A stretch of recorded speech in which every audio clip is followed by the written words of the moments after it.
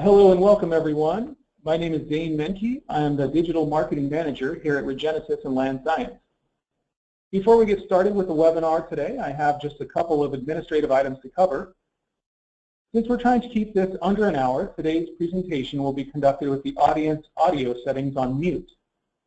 This will minimize unwanted background noise from the large number of participants joining us today. If you have a question, we encourage you to ask it using the question feature located on the webinar panel.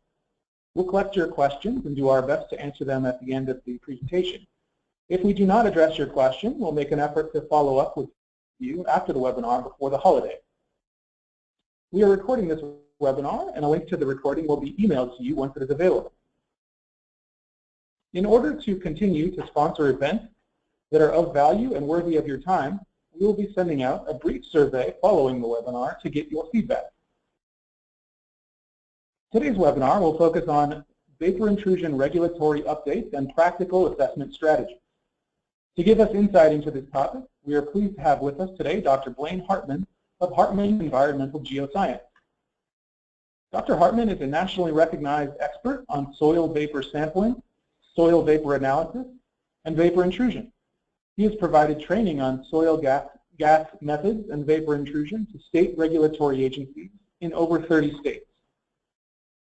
His organization, Hartman Environmental Geoscience, provides vapor intrusion, soil gas, and analytical expertise and specializes in VI and soil gas training, real-time continuous monitoring of TCE and other VOCs in indoor air, and vapor intrusion regulatory guidance. We also have with us today Mr. Thomas Szocinski, Director of Vapor Intrusion at Land Science. Mr. Szocinski is a nationally recognized vapor intrusion expert with over 14 years experience as an environmental scientist, focusing on vapor intrusion assessment and mitigation, remediation, site assessment, and brownfield site management. He has served on both state and federal regulatory vapor intrusion review boards, assisting with development of vapor intrusion and mitigation guidance, regulations, and exposure criteria. All right, that concludes our introduction. So now I will hand things over to Blayne Hartman to get us started. Okay, well, hello to all of you out there in cyberspace. I understand we have a pretty big audience, over 1,000 of you signed up, so it's nice to see this level of interest. I'm going to talk to you about, as you can see from the title slide, I'm going to talk to you about the regulatory issues, the hot issues. That's why I got that little picture of the hot, and also what I consider to be right now the hot assessment topics. Now, as is typical with me, I have probably about 90 minutes of material, which, don't panic, I'm going to do all this in about 30 minutes. So button up, or belt up, and here we're going to jump right into it. Here we go. All right, what are the hot regulatory topics? So I broke this into what I consider red hot and not so red hot or semi-hot. Well, the first one is the short-term trichloroethylene TCE exposure issue. And I'm going to talk to you about that in detail and also how we can try to measure that type of exposure, options for measuring TCE exposure. And the next two, sort of red hot, are still the guidances, but now it's getting a little bit old. It's been about 1.5 years since they've been out. But it's the OSWER guidance and the HOX guidance. OSWER being the Office of Solid Waste Emergency Response, and HOX being the Office of Underground Storage Tanks. And semi-red hot. These are the guidances put out by ITRC, PVI Petroleum Vapor Intrusion Guidance, and also the updated ASTM Phase 1 standard. So I'm going to go through the top 3 in more detail and gloss over the bottom 2. Now, even though the first one is the short-term TCE exposure in red, which I consider the hottest issue, I'm actually going to do the EPA guidances first, and we'll come back to TCE.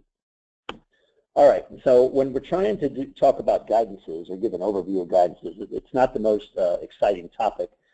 So I tried to think of a way to jazz this up to make it more interesting. And as I got thinking about it, I said, well, you know, there's good parts about these guidances, and there's bad parts about these guidances, and some issues are just downright ugly. So that got my head thinking a little bit, and I said, well, maybe that's the way that we can jazz this up. So I decided we would discuss them thinking about good, bad, and the ugly. Remember that movie for all out there? All right, so let's go to the OSWER guidance first. Office of Solid Waste Emergency Response came out in June 2015, about a year and a half old. All right, what are the good parts of it? Well, they have changed the subslab attenuation factor to essentially raise the allowable soil gas, subslab soil gas values by 3.3 times, so a little less strict than prior ones. They also have a condition now that says you only need to test for the VOCs known to be on site. You don't have to do the whole list, so that's kind of nice. So if it's a TCE site, you can focus on maybe TCE and its byproducts without doing all 80 compounds. Next one. They say throughout that this guidance is actually technical guidance, it's not regulation. That's a good thing. Although they then put a caveat on it that if you want to do something different from this guidance, then you should probably ask first for permission. So it's kind of takes away a little bit of the flexibility that you normally would like to have. All right, there's a link to it. Next, the bad. There's a preference for soil gas collected near the source. And you can see what I put in red. It's a terrible idea for hydrocarbons. Longer indoor air sampling periods of, say, 7 days to 21 days. Again, a terrible idea for hydrocarbons, and I also personally really don't like it even for non-hydrocarbons. They have changed the attenuation factor for soil gas, just like they changed it for subslab soil gas. They changed it for soil gas also. In other words, soil gas that's external to the building. But in this case, they changed it such that it's a 15-time drop in soil gas screening levels. So it's now more strict by a factor of 15 times by the previous guidance. In other words, your chances of failing or exceeding are 15 times greater than before. Not good. And then finally, they talk about some sampling protocols in there that are inconsistent with studies that their Office of Research Development have recently done over the last, say, 5 years and have published them. Well, this guidance seems to just ignore those studies. All right, so that's some of the bad. What about the ugly? All right, it applies to non-UST petroleum sites. So OSWER is claiming jurisdiction over, say, refinery sites or bulk terminals, anything that's a non-UST. I'll explain to you why that's such a terrible, terrible criterion in a minute. They're claiming jurisdiction to businesses. So basically, I mean, to summarize, they're basically giving OSHA the boot, and they spend a lot of time and text in this guidance explaining, justifying why they have this, the reasoning behind this. The last ugly part of it is its readability, if that's even a word. It's a very difficult document to read, and for those of you out there listening who have tried to read it, I'm sure you're all nodding your head yes. So here are the reasons why. It's poorly organized. The writing style is very confusing. Paragraphs are fragmented with references, footnotes. It's hard to see the actual text itself. And it's extremely verbose and extremely repetitive. So the upshot of all this, the good, the bad, and the ugly of this document, is this document will complicate vapor intrusion assessments at non-UST sites. Going to make things worse, not better, which we hope guidances would do. Let's look at OUST. Pretty good. Exclusion criteria for groundwater and soil. Remember I put in red and I put 2 exclamation points. I'll explain that in a minute. It's concise, good organization. They say you do not necessarily have to collect subslab data, that you can go near the slab. That's good. And they also talk about models with bioattenuation. All good things. And let's talk about the exclusion criteria because it's a huge issue. Here are some of the states adopting these exclusion criteria. And basically these criteria are allowing one to use pre-existing groundwater data and pre-existing soil data and use that to exclude the site from further vapor intrusion assessment. That's why we call it exclusion criteria, based on pre-existing groundwater, pre-existing soil, and distance between the contamination and the receptor. So it's a very, very good thing. A lot of sites will screen out or exclude out from the PVI pathway based on these criteria. All right.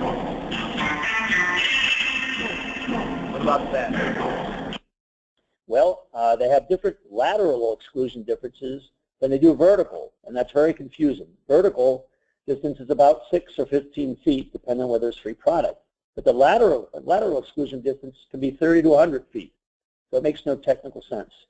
Second bullet, no screening levels for soil gas. They want you to calculate using attenuation factor. I'll get to that in a minute. And finally, even though they have lots of discussion about bioattenuation, models of bioattenuation, they then say you can't use them solely as an exit. All right, and finally,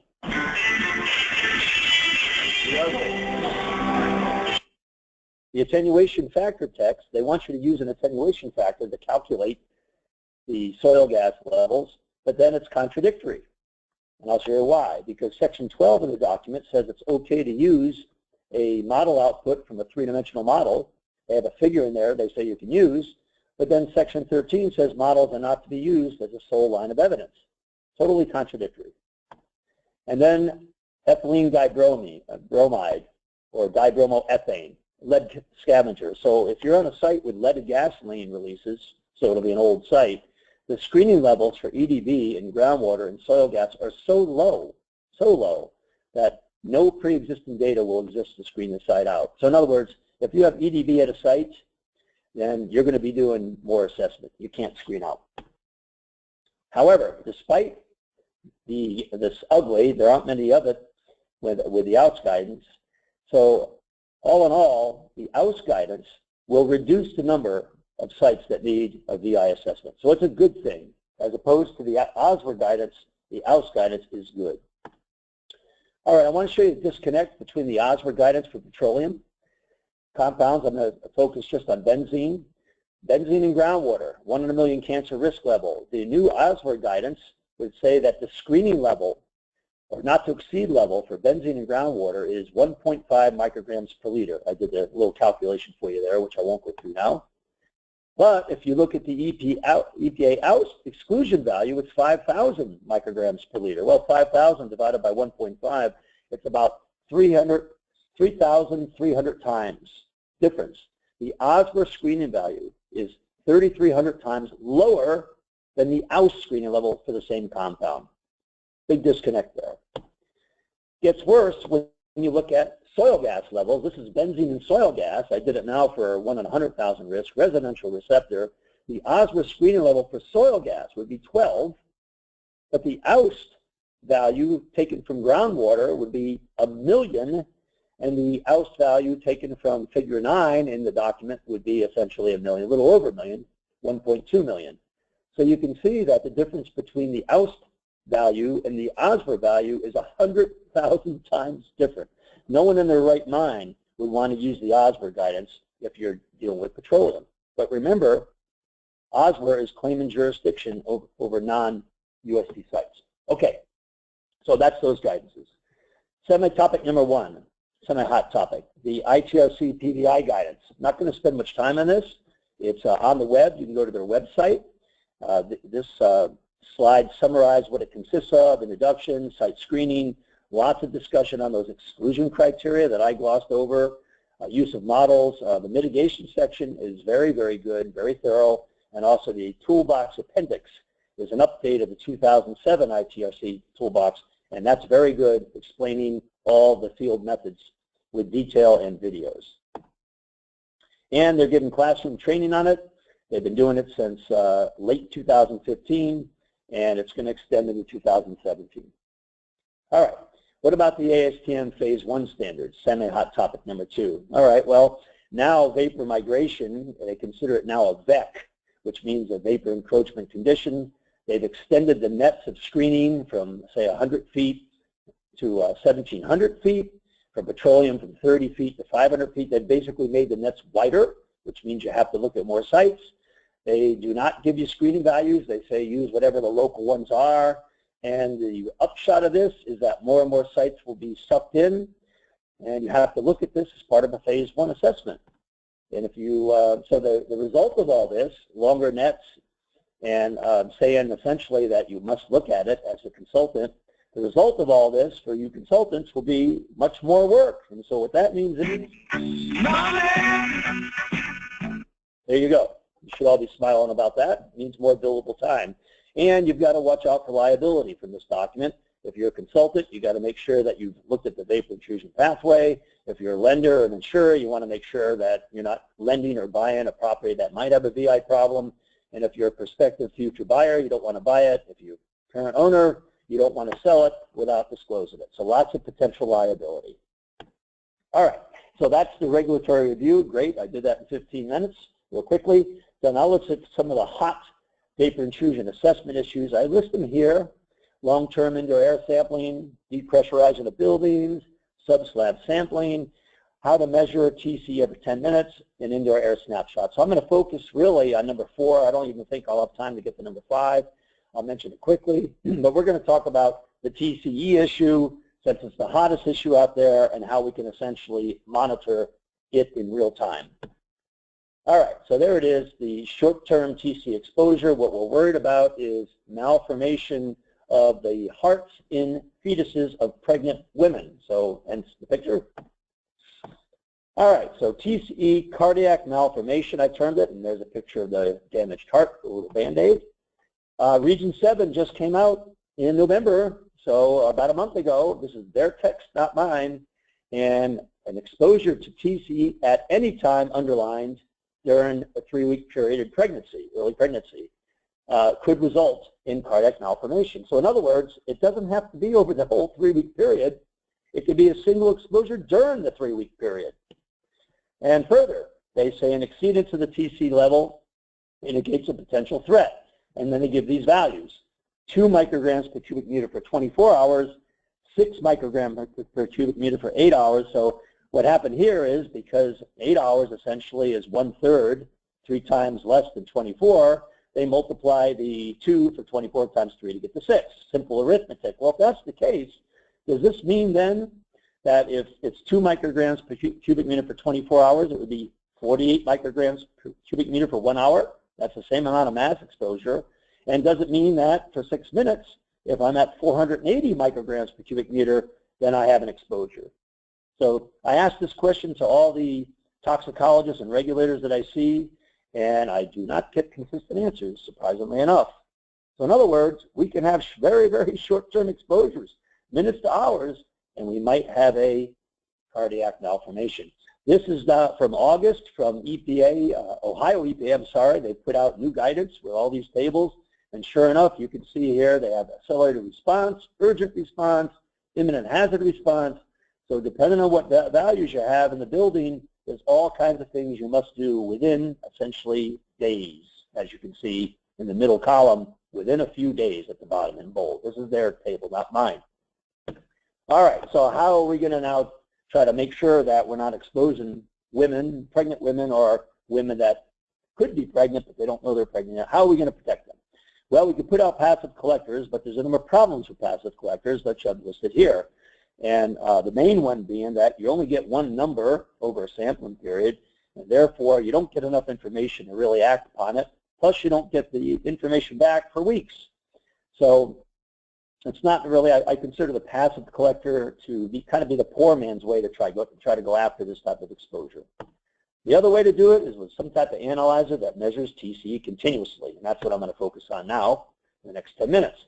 So we have a system that does that. I'll show you that in the next slide. It's fully quantitative. I put that in red.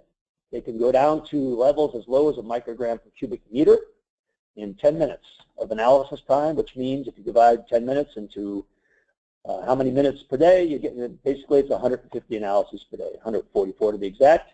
You can sample from multiple locations, 10 to 30. It costs almost nothing to operate. Basically, you plug it into the wall, you have nitrogen. The data is then transferred via Ethernet or whatever connection you have, Wi-Fi or cell, so real-time information. And the software, it's made by a company called Groundswell Software, which then takes this data, plots it in real time. You get a dashboard you can go to, and you can log in with a password and look at the data literally 10 minutes after it comes in. Here's what the system looks like. There's the instrument there. It's a gas chromatograph with an electron capture detector controlled by a laptop, which again is connected to the internet. Here's what the dashboard looks like. You log in with your own password. It can do nice, pretty contour plots if you like that. But to me, more importantly, is what's at the bottom, where you can look at concentrations versus time. Every day, the software automatically emails whoever you designate, yourself, the client, whoever, the regulator, and automatically emails to you a summary. Every morning I wake up and there's one of these for whatever project it's working on, which summarizes the 16 ports that it's, or locations to the left, and then the different compounds to the top, PERC, TCE, and TCE in this case, min, max, and average. So you know every morning exactly what happened over the last, essentially, day. It also set up to auto-alert you if a value goes above a preset. So if you're worried at TCE at 8 or 20, whatever the value is that you want to know right away, it'll automatically send to your email address, to your smartphone, an alert saying, hey, location number 6 exceeded the set point at 20. You get that data immediately. All right. Monitoring has, of course, as I just said, the application, the major application or primary is to do short-term TCE monitoring. And the sub-bullets say, once again, are we worried about 24-hour exposure, a few days, 21 days, or are we worried about minutes? And as I already said, there's no consensus among the regions or among toxicologists on this issue. So that means that monitoring is probably the only way to go. But what else can you do with these monitoring systems? Well, as we've been doing more and more monitoring, we've been learning more and more things. So the second bullet says that we can look at temporal and spatial, basically concentration in a structure. I'll show you that, both in soil gas or in indoor air. We can also determine how often a structure is above a chronic exposure level. I'll show you that with some examples. You can monitor remediation systems such as thermal resistance heating.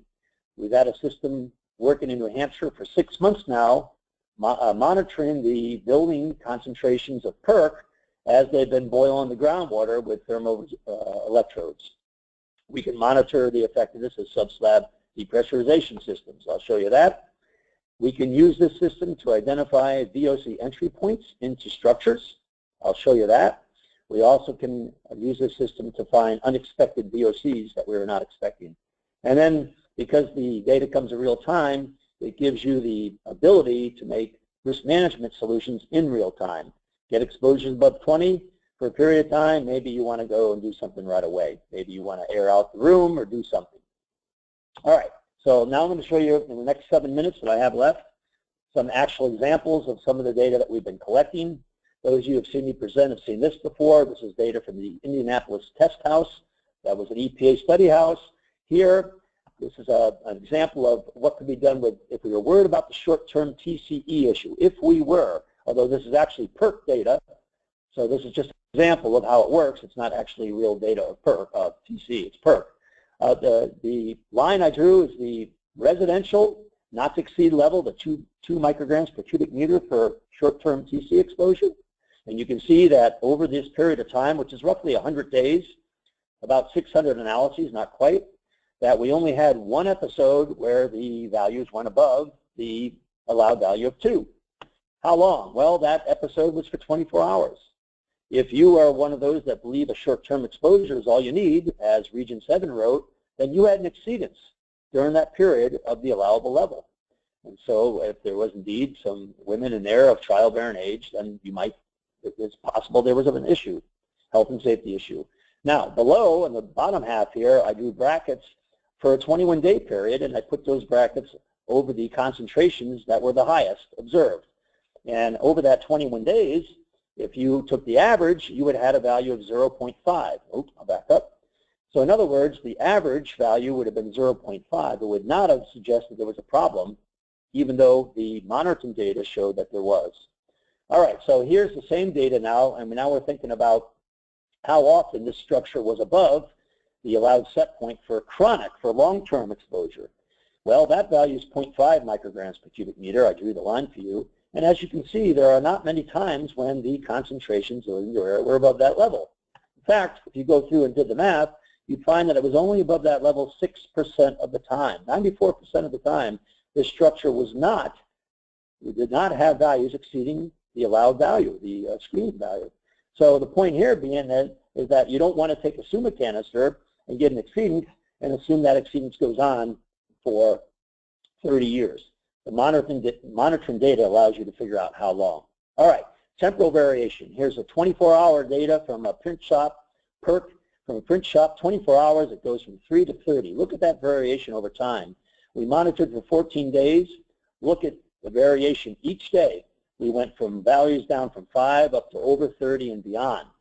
Okay, a 14-day average, if you had a passive collector, would have been 15. The average during a workday would have been 5. So here's a case where a passive collector would have given you a false positive if the value you were chasing was 8. The average during a workday was below 8, but the passive collector, because it has to sample over the whole period of time of 24 hours continuously, would have given a false positive. All right, and then after an SVE was put in, we went back and you can see that values dropped dramatically. This proved that the SVE was working effectively.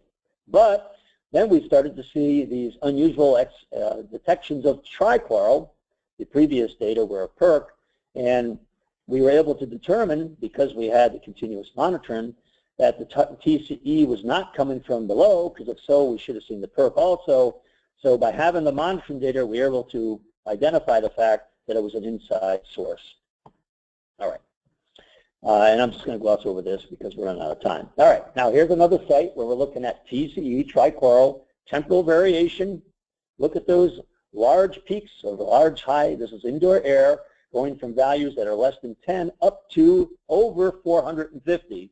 Remember that slide I said that a 6-minute exposure, it's 480. Is that considered to be a problem to the fetus? Well, here's a situation where we actually had indoor concentrations that high. Now, what's odd about this one is that we saw these exceedances at the same time every day. Very interesting. We assumed that this was coming from operations inside the building. We later found out it was not. It was not coming from operations in the building. It must be coming from below. After these data were collected, they installed a horizontal vapor extraction system. This slide shows the pre-SVE, which is just another version of the data I just showed you, these high peaks going way up above 400. And then the lower part of the slide says, okay, after they've installed the system and turned it on, look, the TCE now was dropped all the way down to 2 microgram per cubic meter, and we did not see any of that everyday variation we saw before. So basically, these data confirmed the fact that this SVE system that they installed was working very, very efficiently and keeping people now safe. All right, here's an example of data. This again was TCE, where we were doing grab sampling, trying to locate sources in the building, and we worked for a whole day. We found that this one room inside a building had a floor drain, and in that floor drain we detected high concentrations of TCE. So we say, wow, maybe this is the source of the TCE. Let's close this room up. And let's put the instrument in monitoring mode overnight, because we're going to go home anyway for the night, come back the next day.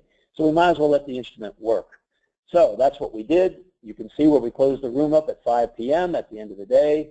We let the instrument work by itself overnight, came back the next morning, and you can see that we had this large increase overnight going from about 2 micrograms per cubic meter up to 16. Then there was this big drop.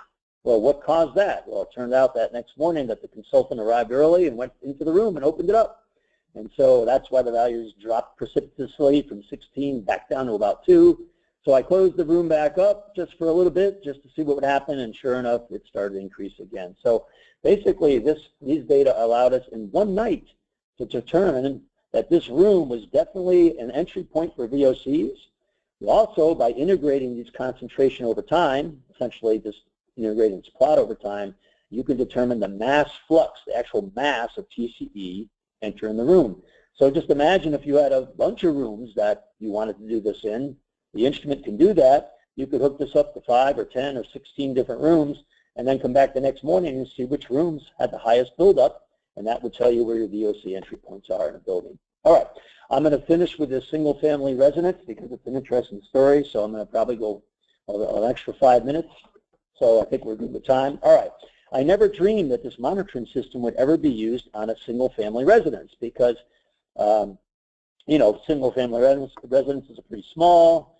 monitoring, you know, it just seemed like overkill for a simple house. Well, in this case, what happened was they had TCE detections in the past. They put in a subslab depressurization system, and even after they put in the subslab system, they still were getting TCE detections in SUMA canisters. And this happened on several repeated occasions when they went with SUMA canisters to sample over a period of about a year. It was driving them crazy. So they decided they needed to have better resolution or more data, and so they called us in to do the monitoring. All right, so the stars show the monitoring locations. The one to the right in the middle of the picture is actually outside. It's outside the house. And then the other 7, if you count them up, there's 7 of them, are inside the house. And I'm going to show you data from the master bedroom, which is the one to the upper right. Okay. All right, so this is where the story gets interesting. So we got the monitoring, this is the master bedroom, and you can see in the beginning, TCE values are right about 2 micrograms per cubic meter, which matched the previous SUMA canister hits they had. Well, they had some air filtration units working in that bedroom, so we decided to turn them off to see what would happen. And look what happened. Once they were off, now we're getting increases in the TCE values going from 2 up to high as 8. But we're also seeing an oscillation. And it turns out those oscillations were occurring on a daily basis. Very, very interesting pattern. We're pretty shocked. All right. Well, after a period of time, this is the same plot, but now it's extended for 30 days. And so it's going a little bit longer in time than the previous plot. So after a period of time, we decided to turn the SSD off to see what would happen then. And you can see that once we turn the SSD off, the values actually decreased. The exact opposite of what you would think. The SSD is supposed to be protecting the house so that there's no vapor intrusion occurring, yet when the SSD was on, the values were higher. Go figure. And I'm sure you're all wondering, well, what's the answer to all that? And the answer is, I don't know. We're still perplexed by this. The last point about this structure is there are 7 indoor locations, and we actually saw spatial variation between the rooms. The highest concentration was in that master bedroom, and the lowest concentration were in the actual living area. Very interesting. So a couple things from that example. One, spatial variation within a house, because normally when we sample houses, we do 1 SUMA canister on the first floor. That's all we do. So that was an interesting observation from that. And then, of course, the fact that we got that oscillation in values, that temporal variation, and the SSD performance was not doing very well. So in other words, when we put in an SSD and all we do is measure, say, vacuum or measure the manometer in the SSD, that may or may not really be a good indicator of what's really happening inside the house. Okay. So that's it. I just want to talk to you about some upcoming vapor intrusion courses in 2017. 2-day course that I have been given for the last 3 or 4 years. I'm sure some of you out there, hopefully some of you out there have attended. And we go through all this and much, much, much more and a lot slower. So Oakland, California, the last day of February, the first day of March. Then we'll go right down to Southern California, March 2nd and 3rd. And then we're looking at Texas sometime in May. Probably we'll do Dallas and Austin. If you want more information on the California courses, it's posted on my website, or you can email me right there, and you'll probably get an email blast in the next few days about it anyway. So I think that is the end of me.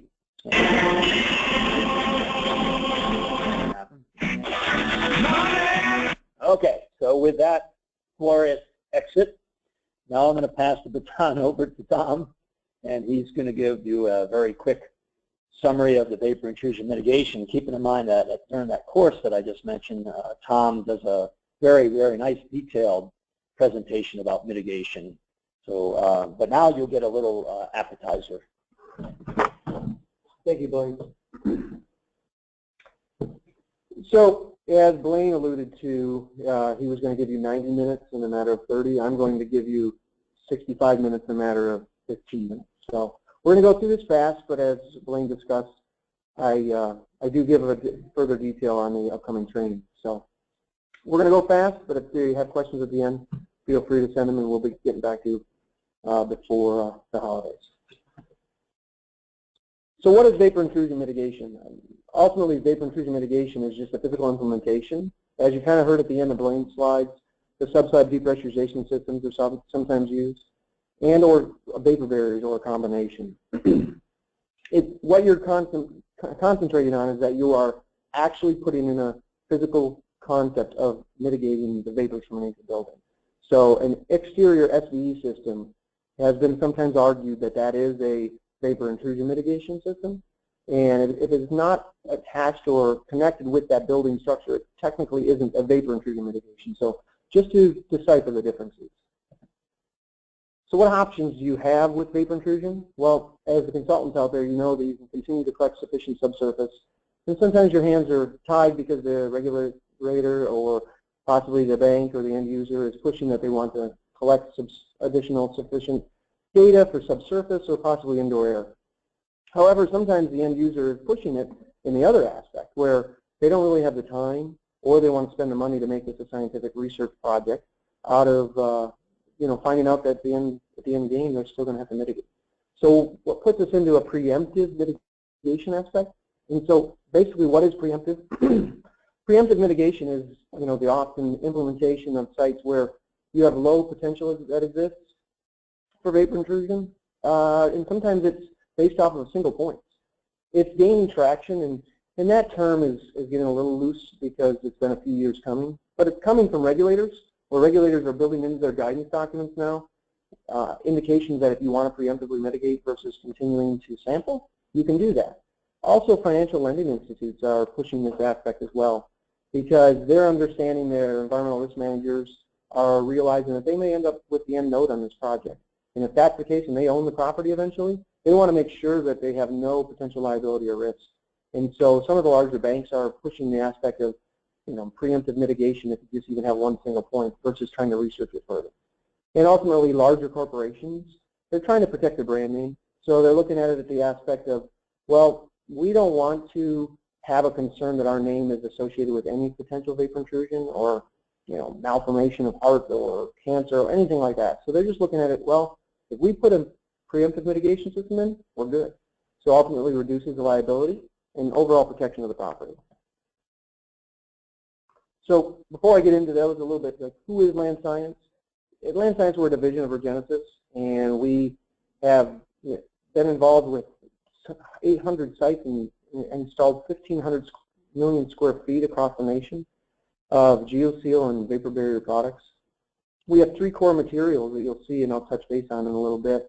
But ultimately, we're a division that is comprised of engineers and scientists that are leading experts in vapor mitigation design and solutions. Here's the 3 core products. So you've got Geo-Seal and RetroCoat on either side of the slide, and in the middle you see Vapor Vent. We're going to go into detail of each one of these, and obviously it's going to be quick detail as we fly through this.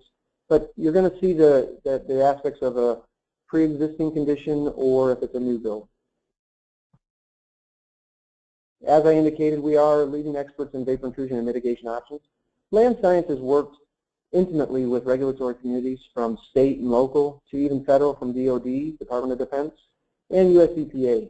Not only working with them on helping understand mitigation options, but being part of the guidance document and understanding to be part of that team to develop these guidance documents that are continuing to evolve. So what vapor intrusion mitigation options are available? There's a lot of them, and I'm only going to touch base on a few, but you can see here a few pictures. You see some venting or an active venting in the bottom left. You see some vapor vents in the right and the bottom right, and you also see some vapor barriers. The top left is the Geo-Seal, and the top right is the RetroCoat, and I'll get into that in the next coming slides. Active venting or subslab depressurization systems. Some of you, or quite a few of you, may have experience in that, whether it's a radon system or that you designed it for a vapor intrusion aspect for chlorinated or hydrocarbons. Is it a positive attribute for the buildings? Most often, yes, as you heard in Blayne's slide, that sometimes it could possibly draw some negatives and increase in indoor air, maybe if that's how it's correlated. The other aspect of subslab depressurization systems is it's an electrical component. So if you are relying on electricity to supply this, at some point if you have a Hurricane Sandy or whatnot and the powers go out for a few weeks, what are you doing? What's your backup plan? So a lot of times subslab depressurization systems can benefit if you combine them with a vapor barrier. And so understanding your situation, not saying that subslab depressurization systems aren't going to be ineffective, they absolutely are. But you have to understand your site, and you shouldn't just cookie cutter your mitigation option just because that's what you're familiar with. get outside your comfort zone sometimes and realize that just subsolid depressurization system isn't always the exact answer. Now you also have passive venting systems. That's gaining more and more traction, and there's been a lot of discussions at some upcoming conferences that are scheduled and previous ones in the past year that there's quite a few sites that passive venting alone to show that you can create a radius of influence, an ROI, underneath the building structure to basically mitigate any type of vapor intrusion without having to activate it. So what the difference is there? Passive. You'll see there, you're going to see a wind turbine that's actually spinning up on the right. That is all that's drawing from it. So you're creating a preferential pathway, if you will, and allowing those vapors to go through, and you're drawing it through a wind-driven turbine versus an active system, which would be an inline fan that's actually electrically drawn. So vapor vent is our product that we supply here, and the vapor vent is a low-profile vent system that can be used in lieu of slotted PVC pipe. Why would you want to use it? If you aren't familiar with it, and some of you probably are, it's low profile, so you're not having to create that large trench. As you can see here, it can be shallow subsurface of 4 to 6 inch, reducing install costs. It's easy to install, and it's cheaper per square or per linear foot, I should say, to actually buy and install. And it speeds up the construction sequences, and it creates the same ROI as a slotted PVC would. So there is a great benefit to use this when you're designing these new builds for a subsolid depressurization system. And quite often I get questions could it be passive and active? Absolutely. Usually it's designed with a passive, but they can be drawn for active as well. So sub-slab vapor barriers, I should say, there's a lot of them out there, and I'm sure some of you have come across and worked through some designs, and your guidance document may not tell you the information, or you may not have an understanding. So what you're looking at there is the concept that, what do I work with? Here's a couple examples: HDPE, spray applied, composite vapor barrier, and vapor barrier coating systems. Before I get into it, though, it's imperative to discuss the concept of vapor barrier versus the contaminant vapor barrier. Don't be confused when you maybe get a construction diagram or from the civil engineer, hey, this shows it says a vapor barrier. Well, look at that detail a little bit further, because quite often those vapor barriers are for water vapor barrier, and that's not the same as contaminant vapor barrier. So a lot of the agencies understood this, and they realized, so in the guidance documents themselves, they built in a minimum requirement, or a recommendation, if you will, of where those barriers should be in thicknesses. You see here, this is just a couple examples of a few states and the US EPA, as well as ITRC. And the finish you'll see here is 30 mil. Now that's not to be confused. Don't be confused that that's millimeters. It's actually mils, thousandths of an inch. So think about that and understanding that those thicknesses were created for a reason. And why?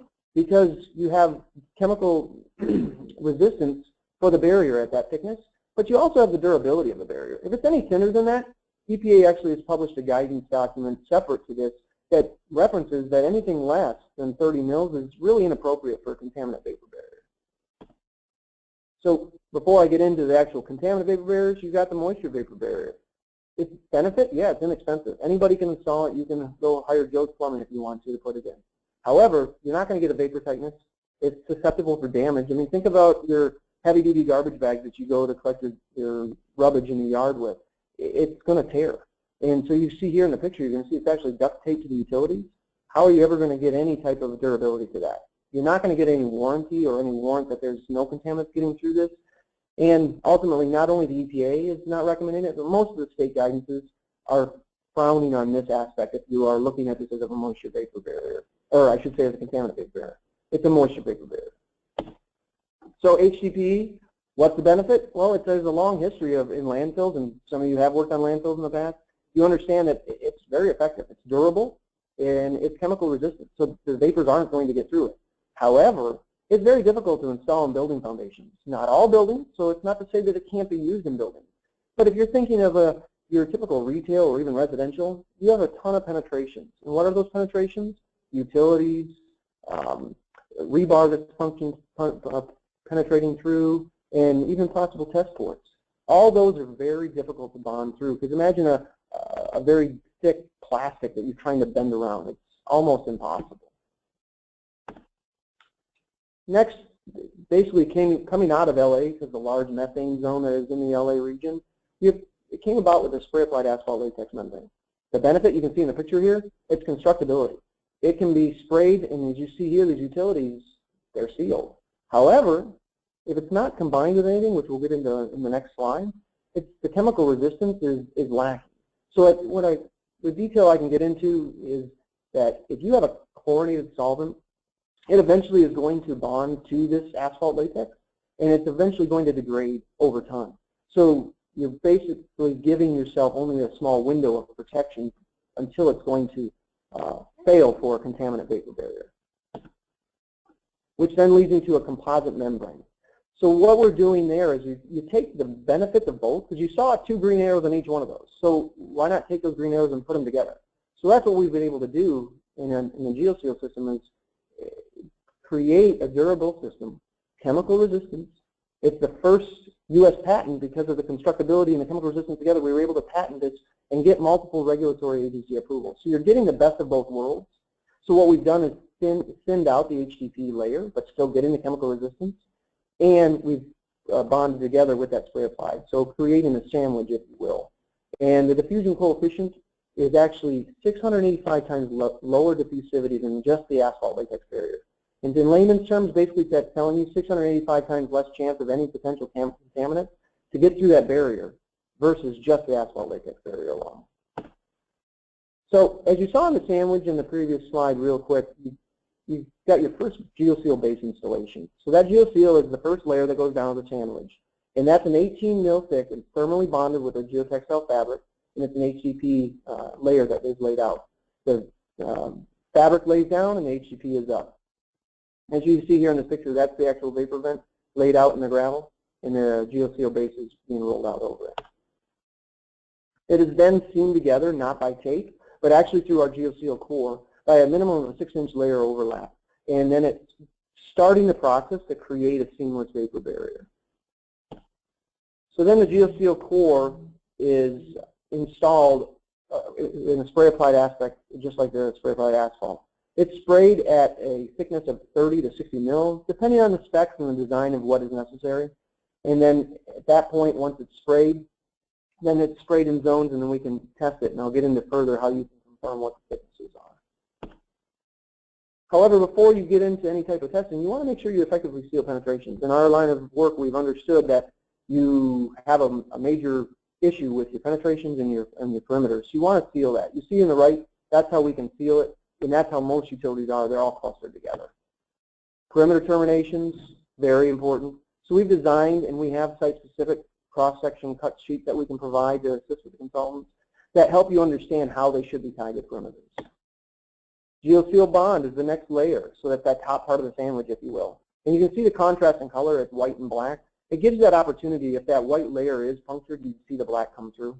But also the benefit of that bond installation up top is if it is designed to be directly underneath the concrete slab, it can actually bond to the concrete, which would then eliminate any potential settling and having that barrier pull away from the concrete.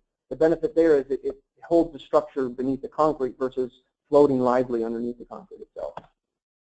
So before I get into the QA/QC, a vapor barrier system with a warranty, absolutely. That should be, as a consultant, your first question. If this vapor barrier is what you're looking at, what type of warranty comes with it? If they come back and say there's no warranty, my history whenever I was a consultant was I hung up on them, because you need to understand that warranty is imperative. You have to have the understanding that warranty is not only warranting the material and the system, but it's basically giving you the option of knowing that company is going to stand behind it. Land Science offers a variety of that. We offer material and system warranties, up to a 30-year material warranty, depending, and we will work with you guys through that process. QA/QC measures.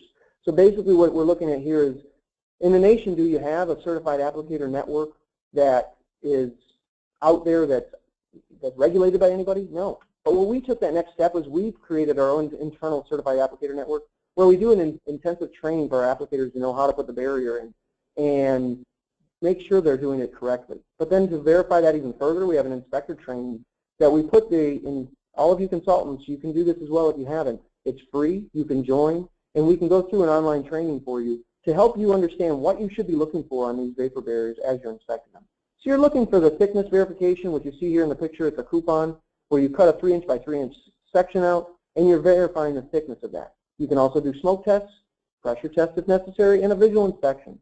This can be further detailed. I'm going through it very fast, but if you have questions, we can follow up with you later in the following week, or as Blayne alluded to, we'll have some updated training coming up here in California in the next year. Smoke test, you can see here on the left, smoke actually coming through the penetrations. It happens. During installation, you're going to see smoke coming through. That's the reason why we do smoke tests. On the right, you're going to see smoke coming through. That's not a utility. That's actually the vent riser showing that it's passing. It's not coming through the barrier itself. It's just coming through the vent riser. Placement of the concrete. The other benefit of the bond layer on top of it to allowing it to bond to the concrete, it is very durable. So it's another HDPE layer that gives you that durability. So you can see here rebar is laid right over the top of it, and they're pouring concrete directly on it. It does not have the concerns of that yellow layer that you were seeing, the moisture barrier. Can you imagine that moisture barrier having this concrete and rebar laid over it? It would be damaged, absolutely. So we're going to fly through this one really quick as far as mitigating existing structures for retrocoat. Our retrocoat product is an actual product that lays on top of the concrete for existing buildings. It's highly chemically resistant. It contains no VOCs, which is important. Just please understand that if you have a coating system that they're recommending or you're part of this aspect, ask that first question. Does it have VOCs in it? Because if it does, really, you're going to use it for a VI solution then? Because it's got VOCs. How long is it going to off-gas VOCs? Wearing surface is another important concept. This is a wearable surface that you can actually have forklift traffic on it. We have multiple regulatory agency approvals gaining traction every day. We've done our own internal testings on it for PCE and TCE, and you can basically see the diffusion rates there. To put in layman's terms, if you put it in any type of modeling system, it's basically telling you no VOCs are going to get through that barrier. Here's some colors that retrocoat can be done. We can customize to make the feng shui whatever they want to make it. Marbly looking, granite looking, white, gray, you name it. Just give us the heads up and we can work through it. There is a process though. It's not just painting. These 4 or 5 steps that you see here are imperative to make sure the retrocoat goes on correctly. Surface prep and treating the cracks, seal penetration with caulking, etc. On top of a 6 mil primer and 2 10 mil coats of the 20 mil retrocoat. Here's some pictures. I'm going to blow through these really fast. This is the surface prep. It's actually scarifying the concrete and diamond grinding or shot blasting the concrete. You want to create that profile on the surface to allow a bond so that the retrocoat can bond to that concrete. Retrocoat, just as a side note, just to let you know, is actually twice the strength PSI than concrete itself. So it's a very durable product. It's not just your typical epoxy that's being laid down on concrete. Here's a retrocoat application being applied. You can see it's a squeegee application. It's self-leveling. It comes out, and then when it's done, it cures, and then you can actually take a wet mill gauge as it's curing to verify your thickness. And again, 20 mil thickness is what you want to look for. Here's the finished product. Yeah, that's retrocoat. So you can see the different marbly look, the actual color code is with a swale in it. That's what we can do, and we can go through the process to make it even a beautiful process so it's a wearable surface and not just some ugly gray floor. Just work with us and through the process, and we can help you guys identify what the best aspect for retrofit would be. So in conclusion, mitigation helps manage long-term liability and protect investment. There's new build and retrofit. You have warranty options. Please consider those warranty options. Passive systems are desirable, but active is absolutely appropriate. The chemical resistance and constructability are important factors when considering vapor barriers. Please always understand that when you're looking at vapor barriers. Do not overlook that or slide it under because the end user just doesn't want to spend any extra money. The extra money is going to come out in the delta in the long run for him or her. Quick plug for Regenesis. As I said, we were a division of Regenesis. You can come to the Regenesis website to see all the different divisions we have. We have research development, remediation technologies, and remediation services. And here's just a few products that Regenesis provides for remediation solutions. And then here's my contact information. And again, you'll have all this, as Dane alluded to earlier, and recorded issue coming out. So with that, I'm going to end my discussion, and thank you for your time. All right, thank you, Tom. That concludes the formal section of our presentation. At this point, we'd like to shift into the Q&A portion of the webcast. Before we do this, just a few reminders. First, you will receive a follow-up email with a brief survey. We really appreciate your feedback, so please take a minute to let us know how we did. Also, after the webinar, you will receive a link to the recording as soon as it is available. All right, so let's circle back to the questions. We do have a lot of questions today, so if we run out of time before we get to your question, we will follow up with you before the holiday. All right, here we go. So the first question is for Blayne. And the question is, Massachusetts is in Region 1, but California is Region 9. Is California the one who is driving these regulations? No, California is not the one driving it. Actually, if you talk to the people at Region 10 out of Seattle, they're the ones that said they were the first to start to be concerned about short-term TCE. So there's a little bit of an internal kind of competition between the EPA regions. The bottom line is that all the regions now are concerned about the short-term issue. That's really the bottom line. Doesn't matter who started it first. I will tell you, though, that the states are also falling in line. It's like a domino effect. But there is one state that is holding out, and that's Indiana. That state, their lead toxicologist there for the state feels that the science is still unproven about short-term TC exposure, and therefore their position is they are not going to be concerned about short-term TC exposure until the science is better proven, until the dust settles. Okay, all right, next question also is for Blayne. Is the use of 95% UCL acceptable for assessing risk from indoor air sampling? Depends on the agency. Some agencies, that's what they want to see. Some other agencies will actually allow you to just do a simple average of indoor air or soil gas. So it really is very much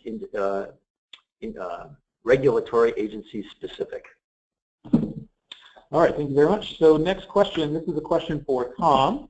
And the question is, are there any concerns with wear and tear with retrocoat in a commercial or manufacturing building? Good question. There is no concern as long as it's installed appropriately. And the 4 steps that I flew through really fast to talk to you guys about, those need to be understood that they have to be installed correctly. That's why we have a certified applicator aspect for this as well.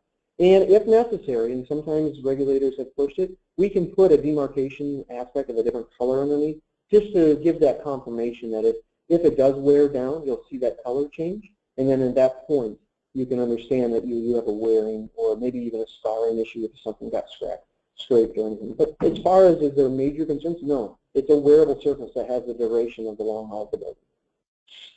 Okay, great. Another question for you, Tom, is are there any concerns with applying retrocoats to walls? Another great question. No, there is not. And actually, we advertise that the retrocoat can benefit for your basements where you have a concrete or CMU wall where you need to apply the retrocoat to. So as long as the certified applicator is aware of it ahead of time, there's a different type of prep that needs to be prepared, but it can be done and done effectively for a big repair solution. Okay, great. So next question is for Blayne here. And the question is, during indoor air sampling, should consultants run analytical tests only for those contaminants detected in the soil vapor? Well, you heard me say that the new OSWER guidance says you only need to worry about the compounds that have been previously detected on the site. So that gives you the option of measuring for just a limited suite of them or for measuring for all of them. And it depends sometime on what you're trying to accomplish. It's nice sometimes to have extra compounds measured because that way you can use those as tracers. So it really is a site-specific type of decision. Okay. Here's another question for you, Blayne, is what is the detection limit for TCE on your lab instrumentation? On the continuous monitoring system, it's about 1 microgram per cubic meter. It actually, depending on the location, it's gone down to less than that, to 0.5 microgram per cubic meter. And you might say, why does that depend on location? It depends on what other compounds are in the air at that location. Okay, all right, thank you, Blayne. Let's see, I think we have time for another question here.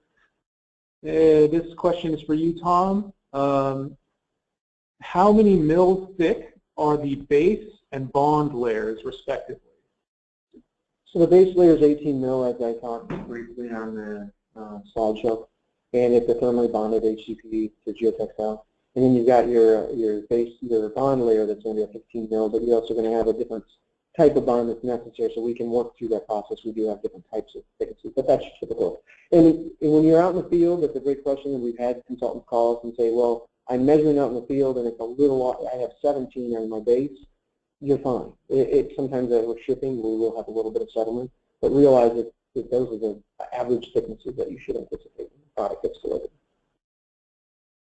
All right, thank you very much, Tom. So we're out of time, and that will be the end of our chat questions. If we did not get to your question, someone will make an effort to follow up with you before the holiday. If you need immediate assistance with a vapor intrusion solution from Land Science, please visit landsciencetech.com to find your local technical representative, and they'll be happy to speak with you. And for more information about Dr. Hartman's vapor intrusion services, you can visit hartmaneg.com. Thanks again to Dr. Blayne Hartman and to Thomas Szocinski, and thanks to everyone who could join us. Have a great day.